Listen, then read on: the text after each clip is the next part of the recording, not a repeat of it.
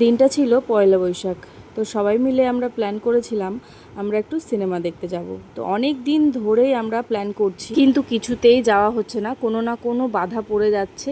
তো এবার আমরা একদম ফাইনাল করেছিলাম যে আমরা যাবই, যাই হয়ে যাক না কেন, তবু আমরা যাবই। তাই জন্য আমরা এত গরমের মধ্যেও কিন্তু বেরিয়ে পড়েছিলাম সিনেমা দেখতে।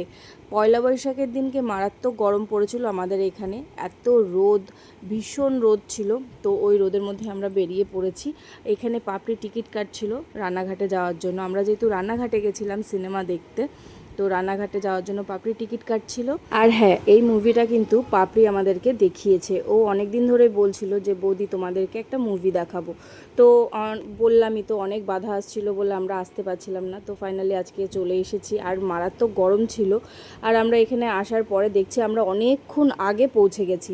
তো যাই হোক, অনেকক্ষণ ওখানে দাঁড়িয়ে থাকার পর একটুখানি আড্ডা দিচ্ছিলাম, সবাই মিলে মজা করছিলাম। মজা করতে করতে শোটা আরম্ভ হয়ে গেছিলো। আর সত্যি কথা বলতে মুভিটা দারুণ ছিল, আমার দারুণ লেগেছে। তোমরা যারা যারা দেখেছো জানি না তোমাদের কীরকম লেগেছে।